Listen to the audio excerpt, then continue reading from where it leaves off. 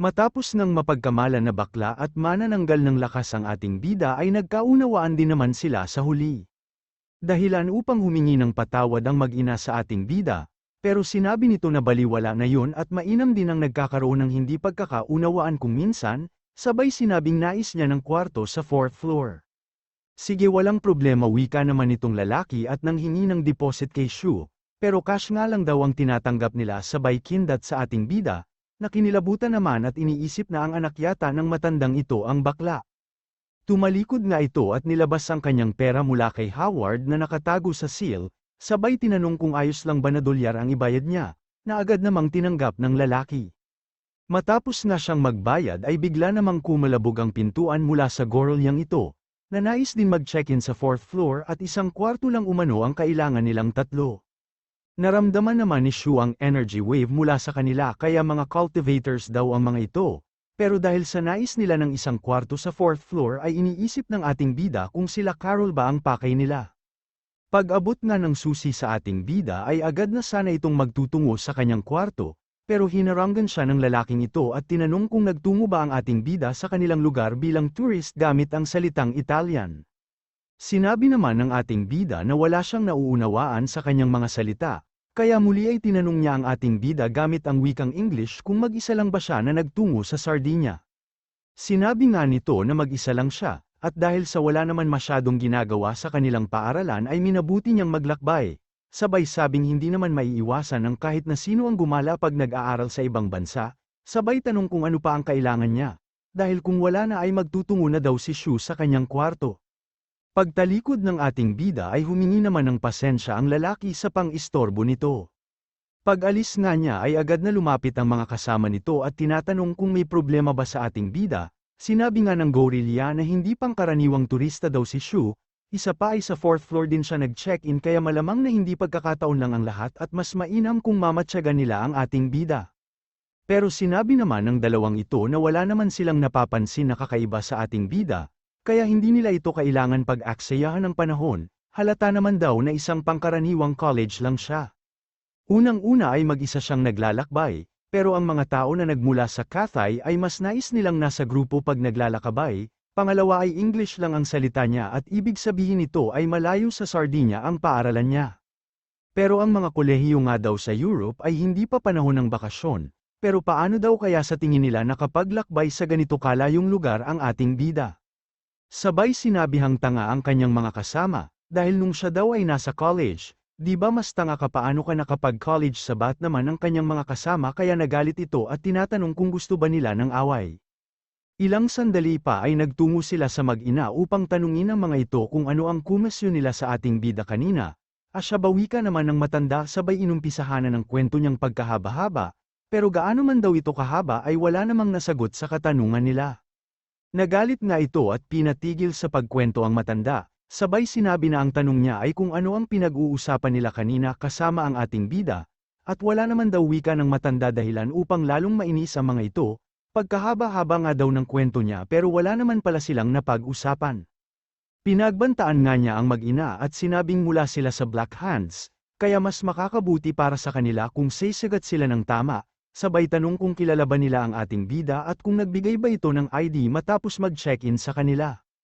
Kinabahan naman ang mag-ina nang marinig na mula sila sa Black Hands at nangako na magsasabi ng totoo.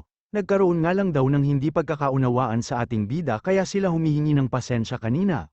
Pero kung patungkol naman sa ID ay wala daw, dahil sa maliit na hotel lang ang negosyo nila ay hindi na nila kailangan pang humingi ng kopya ng ID ng mga kliyente nila. Sabay tanong ng matanda kung kailangan pa din ba nila ng kwarto at kinukuha ang deposit nila, habang ang gorilya naman ay iniisip na kailangan nila ng makakasama na malakas ang pandama sa energy wave. Gayunpaman ay hindi naman nila basta-basta mararamdaman ang energy wave mula sa ating bida, dahil ang galaxy niya ay hindi tulad sa mga pangkaraniwang cultivator. Sinabi naman ng gorilya na mula sila sa Black Hands, at ang lakas daw ng loob ng mag-ina na singilin sila. Pero bakit naman daw hindi wika ng matanda isa pa ay nasa ilalim sila ng proteksyon ng kartel, at tatawagin daw niya ang mga miyembro ng kartel pag hindi sila nagbayad. Nangiti na nga lang ito at sinabing sa mga maliit na isla lang na enjoy ng kartel ang kanilang impluensya, tulad na lang dito sa Sardinia, sabay lapag sa bayad nila at sinabing babalikan na lang nila ang susi mamaya. Paglabas nga ng mga lalaki ay nakatingin sa kanila ang ating bida, pero sayang daw at hindi niya narinig ang naging pag-uusap nila at wala siyang nakuhang impormasyon. Pero ang kwarto nga daw niya ay perpekto at may magandang view, lalo na nang makita niyang lumabas si Carol. Matapos nga niya itong makita ay napapaisip ang ating bida kung bakit tila pagod daw palagi ang itsura ni Carol, at kung ito daw ba kaya ay dahil sa madami siyang trabaho. Pero habang naglalakad nga ito ay bigla siyang nakaramdam ng panghihina, dahilan upang magulat ang ating bida at mapaisip kung bakit bumabagsak si Carol. Isa na nga daw B-rank si Carol at ang mga B-rank masters ay siguradong hindi naman basta-basta manghihina at babagsak, kasabay nito ay nagliwanag ang palm tree ng ating bida. Napabuntong hininga naman ang ating bida matapos makita na nakahawak sa poste si Carol at hindi tuluyang bumagsak, gayunpaman ay nararamdaman nito na may mali daw kay Carol, at napapaisip na din kung ano ang nangyayari sa kanya. Pero bigla namang may kumakatok sa pintuan ng ating bida, at pagtingin nga niya dito ay nakita niya ang energy wave mula sa taong kumakatok, kaya iniisip niya kung ano ang nais ng mga ito at kung mga European cultivators kaya ito. Mabilis naman niyang binuksan ang pintuan at tinatanong kung sino sila, pero tahimik lang naman ang lalaki habang ginagamit ang kanyang abilidad at tignan ang energy wave mula sa ating bida. Ilang sandali pa ay nanghingi ito ng pasensya at sinabi na maling pintuan o kwarto ang napuntahan niya. Napapaisip naman ang ating bida kung sinusubukan bang pakiramdaman o tignan kung may energy wave na nagmumula sa kanya. At sinabi nga ng lalaki na wala siyang nakita na kahit anong energy wave mula sa ating bida, pero nakita naman siya ng ating bida na nakikipag-usap kila Gorilya, kaya malamang daw na nagdududa pa din ang mga ito sa kanya. Ilang sandali pa ay napansin niya ang mga lalaking ito na mula sa CDF at tauhan ni Francesco, pero dahil sa nilagpasan ng mga ito sila Gorilya ay iniisip ng ating bida na hindi sila magkakakilala, at may dalawang grupo na ang nagmamatsyag sa Immortals o kila Carol. Mabilis nga siyang nagsarado ng pintuan at iniisip na masyado ng interesante ang mga pangyayari. Ang CDF nga daw ay nais ang Odensgangner ni Carol, pero ano naman daw kaya ang nais ng isa pang grupo? Sakto namang nag-text sa kanya si Mingyo at napag-alaman nga nila na kahilerang kwarto ng ating bida ang mga lalaki mula sa Black Hands, kung saan ay inimbestigahan daw nila ang ating bida pero sinigurado sa kanila ng Senseng Awakener na isa lamang siyang pangkaraniwang tao. Miyembro pala sila ng Black Hands, wika naman ng ating bida. Pero kung tama nga daw ang pagkakaalala niya ay second-rate na organisasyon lang ang Black Hands at wala naman silang pinanghahawakang galit sa Immortals, dahilan upang lalo itong mapaisip sa kung bakit sinusundan nila ang mga Immortals. Nag-text nga ito kay Mingyo at tinatanong kung ano sa tingin niya ang dahilan kung bakit nakasunod ang Black Hands kila Carol, yun ba wika naman ito na alam daw ang lahat ng chismis sa mundo ng cultivator. Ang leader nga daw ng Black Hands ay si Patrick, isang playboy, at may usap-usapan nga daw na nagkagusto o nahulog ang loob nito kay Carol sa isang dinner party, matapos nito ay inanunsyo niya na wala siyang ibang papakasalan kundi si Carol lamang. Pero hindi naman daw ito pinapansin ni Carol, at nang nakaraan nga daw ay nagtungo pa ito sa Sweden, pero napag-alaman na nagtungo naman si Carol sa Kamisyo upang tulungan ang ating bida, gayunpaman ay mas lalo lang daw itong nababaliw kay Carol. At malamang nga daw na iniisip ni Patrick na ito na ang pagkakataon niya upang mapalapit kay Carol. Muli namang nag-text sa kanya si Mingyo upang ipaalam ang patungkol sa cartel na kalaban ng Black Hands, at may sabi-sabi din daw na napingas ang isa sa itlog ni Patrick matapos itong makipaglaban sa cartel, kung saan ay matatagpuan pa din ng ating bida ang patungkol sa record nito sa isang hospital. Kaya naman napapatanong ang ating bida kung bakit hindi pa din ito tumitigil, at malamang nga daw natutuo ang kasabihan na pag nawala ng isang itlog ang lalaki ay lalo itong tumatapang, hanggang sa narinig niya ang isang busina kaya agad itong tumingin sa bintana. Matapos nga niyang makita ang mga sasakyan na nakaparada sa harap ng isang gate, ay napapatanong ang ating bida kung anong eksena na naman kaya ito ngayon. Makikita naman si Patrick na palabas mula sa isang sasakyan, kung saan ay mabilis itong umikot habang nagsusuklay at sinabing nandito siya upang makita si Miss Carol, dahilan upang mainis ang ating bida at tila nais nga daw niyang suntukin sa itlog ang leader ng Black Hands na si Patrick. Pero bigla itong nagulat nang mabilis na lumabas ang mga miyembro ng Immortals upang harangan siya, at sinabi na ang Nordic Immortals ay kasalukuyang hindi tumatanggap ng bisita, dahilan upang malumbay ito dahil hindi na naman daw siya pinayagan na makita si Carol. Pero wala naman daw problema at aalis naman siya, pero bago yun ay pinapabigay niya ang regalo niya kay Carol. Ito nga ay isang kabaong este baul pala, Aalis na nga daw siya kaya kung pwede ay tulungan na lang siya at ibigay ang regalo niya kay Carol. Iniisip naman ng ating bida kung ano kaya ang laman ng box na regalo ni Patrick kay Carol, hanggang sa ilang sandali pa ay unti-unti nila itong binubuksan at tumambad ang mga nagkikintabang bulaklak. Mabilis nang sinarado ni Shu ang kurtina sa kanyang bintana at sana daw ay hindi na lang niya nakita ang laman nito. Iniisip nga nito na boss ng Black Hand si Patrick pero sana naman daw ay mag-improve ang panglasa nito sa pagbibigay ng regalo. Pero kung ito daw ang paraan niya upang ipakita ang kanyang yaman ay mali ang target niya dahil hindi ito kailangan ng Nordic Immortals, sabay sabi na walang pag-asa si Patrick na matalo ang ating bida sa puso ni Carol. Habang palabas naman ng kwarto ang ating bida ay biglang may nagsalita at tinatanong kung siya ba yung naglalakbay na mula sa Cathay, tinanong nga din ito kung hindi ba natatakot ang ating bida upang maglakbay siya ng mag-isa, at kung hindi ba ito natatakot na mawala ang kanyang buhay. Pero napapaisip lang naman ang ating bida kung bakit ganito ang salita ng mga taga-CDF sa kanya at kung pinagbabantaan daw ba siya. Kaya sinabi nito na hindi siya natatakot at wala siyang dapat ikatakot dahil may health insurance naman siya. Dahilan naman upang mapaisip ang mga taga-CDF kung nababaliw na daw ba ang ating bida, dahil ano naman daw ang kinalaman ng health insurance kung buhay na niya ang pinag-uusapan o papatayin na siya. Habang ang ating bida ay iniisip lang naman kung nagtungo ba ang mga ito sa kanya upang pagbantaan siya, pero kung iniisip daw ng mga ito na matatakot ang ating bida ay mahihiya naman daw sana ang mga CDF dahil nagkakamali sila. Ang CDF nga daw ay hindi kagalang-galang na organisasyon at wala ding pinagkaiba ang Black Hand sa kanila. Bigla naman siyang hinawakan sa balikat at sinabi na ang 4th floor ay hindi para sa mga pangkaraniwang tao. Kung matalino nga daw ang ating bida ay mas mainam kung aalis na siya. Hindi naman daw mapagkakaila na mapusok ang mga binata na kasing edad niya. Pero dapat daw ay alamin din niya ang limitasyon niya, dahil hindi sa lahat ng lugar ay magiging ligtas siya. Salamat na lang sa payo mo wika naman ng ating bida at tinabig ang kanyang kamay, dahilan upang sabihin ng lalaki mula sa CDF na hindi siya pangkaraniwang tourist, pero dahil sa wala silang maramdaman na energy wave mula kay Shu, ay mas mainam daw kung aalamin muna nila kung nagmula ba siya sa dragnet o hindi, at wala munang gagawa ng aksyon laban sa ating bida bago ang resulta ng magiging imbestigasyon nila. Naging kalaban na nga daw nila ang Forever Bird matapos ang pagpunta nila ng Africa, kaya hindi nila pwedeng galitin ang dragnet at snare sa pagkakataong ito. Pagbaba naman ng ating bida ay napapaisip ito kung kailan pa naging mabait ang mga taga-CDF, akala nga daw niya ay magsisimula na sila ng away, at napukaw nga ang atensyon nito matapos maamoy ang manok mula sa mga taga-Black Hands. Kakaiba nga daw ito at iniisip ng ating bida kung paano nila nakukuhang mag-celebrate matapos ang nangyari sa kanilang boss na tinanggihang makita ni Carol. Pero sensitibo naman daw ang matanda pagdating sa mga ganitong bagay kaya malamang sa mayroon siyang pwedeng gawin, tutal ay iniisip din niya kung paano siya makakapanggulo upang maka-earn ng negative points. Nagtungo nga siya sa mag-ina at sinabing may nakita siyang kung ano sa kanyang kwarto, at baka daw alam nila ang tungkol dito. Sabay sinabi na ang mga guest nila sa katabi niyang kwarto ay 3 lalaki, pero bakit daw isang kwarto lang ang inupahan nila? Isa pa ay may mga kakaibang pag-ungol din daw siyang naririnig at baka kung ano na daw ang kanilang ginagawa.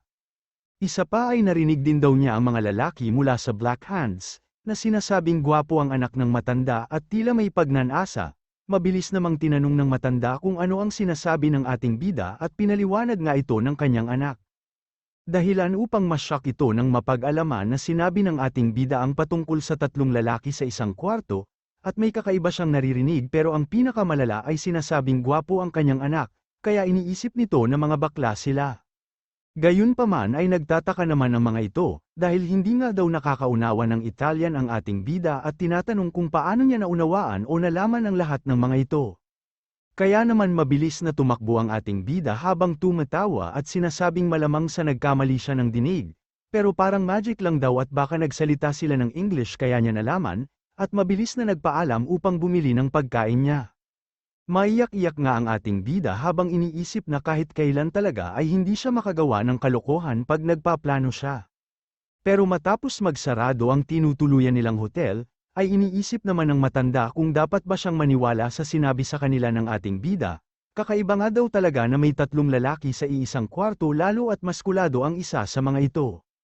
Tinanong naman ng kanyang anak kung ano ang iniisip niya. Pero muli lang naman napaisip ang matanda at sinabing maganda ang kanyang anak at inosente, kaya kahit maging bakla pa ito ay hindi niya hahayaan ang mga taga-Black Hands na lapastanganin siya at ma-harass.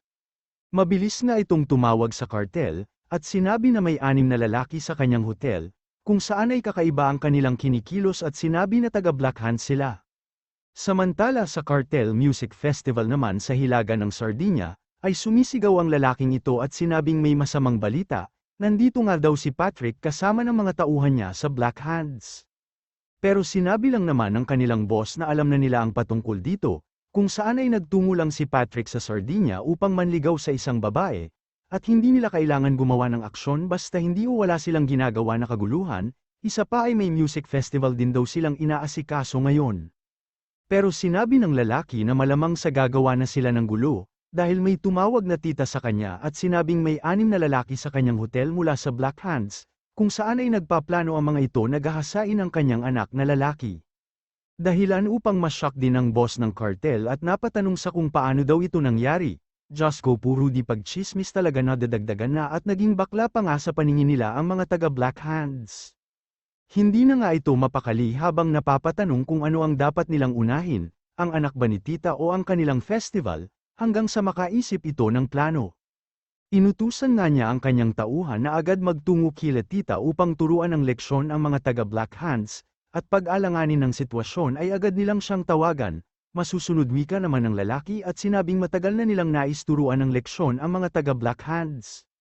Makalipas ang ilang sandali nang makabalik ang ating bida sa hotel na tinutuluyan niya, ay bigla itong napaisip dahil saglit pa lang naman daw mula nang umalis siya. Pero bakit ngayon ay madami ng mga tao sa pintuan ng hotel, kung saan ay kakaiba din ang kanilang mga kasuotan.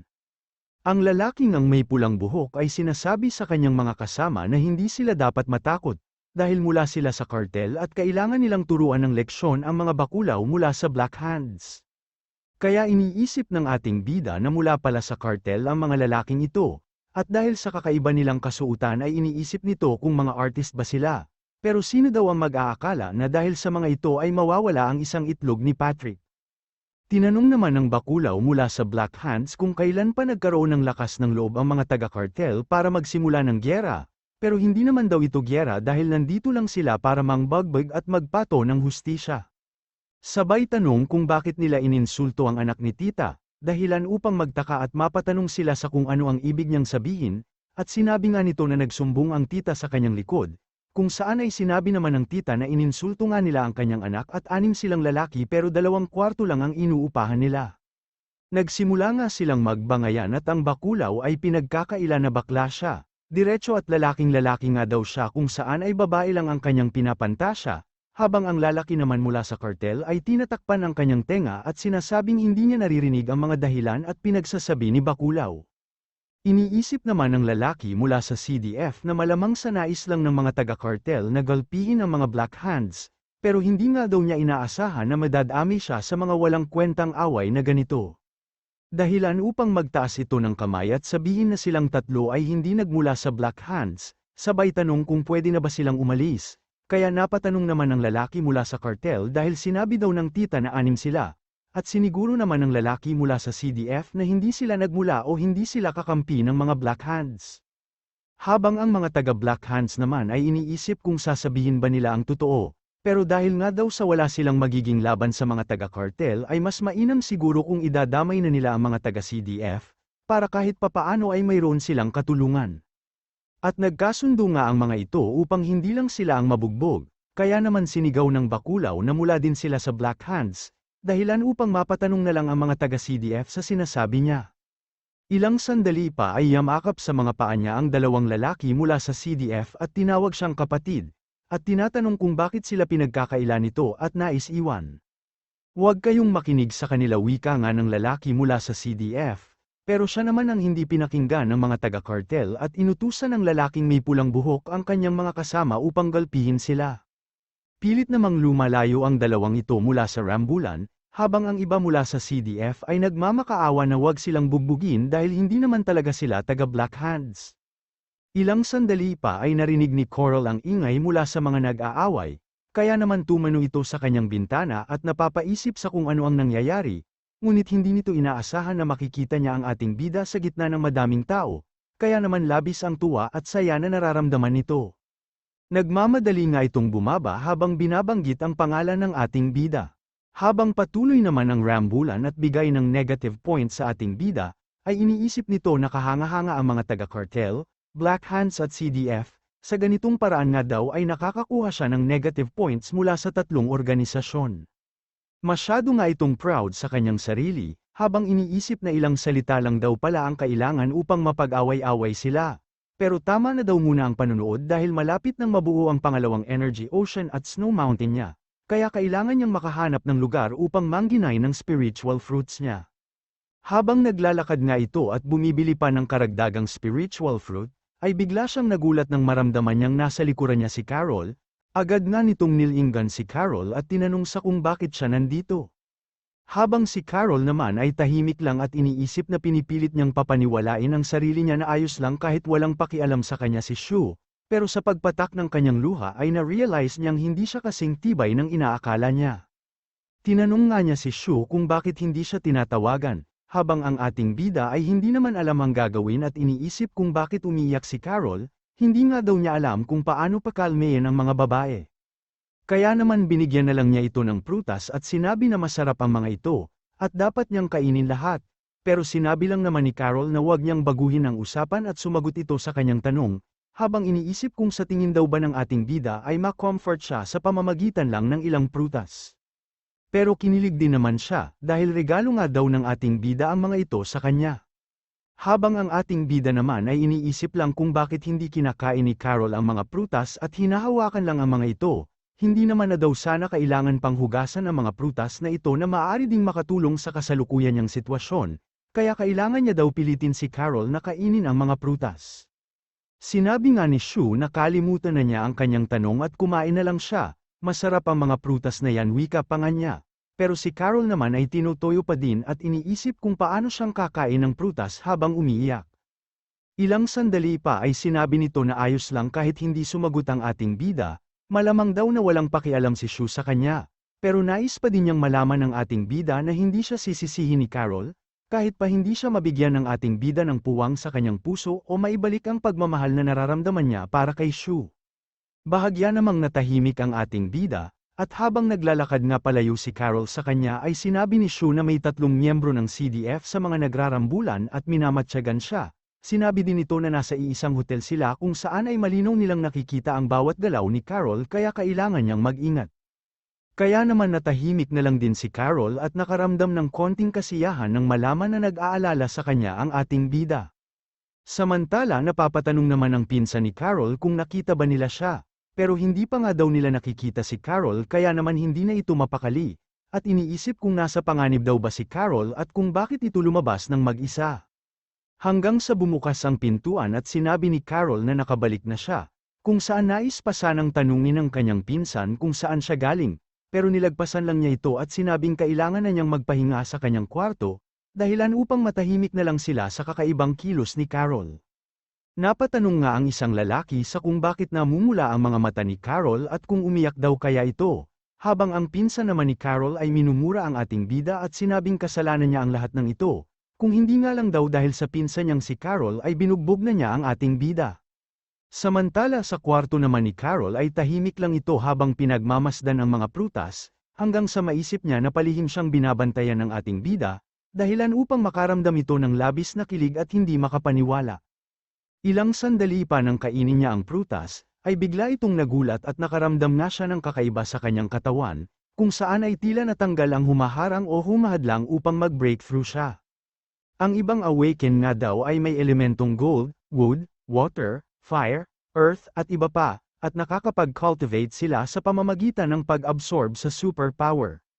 Pero hindi tulad ng mga awaken, silang mga immortals ay may dugo ng ice joiner. Pero dahil sa impurities sa kanilang katawan ay pinipigil o napipigil ang kanilang pag-breakthrough at may limitasyon ang rank na maaari nilang maabot. Pero matapos nga daw niyang makain ang prutas na bigay ng ating bida ay mabilis na damadami at mas nagiging puro ang dugo ng udin na nananalaytay sa kanya.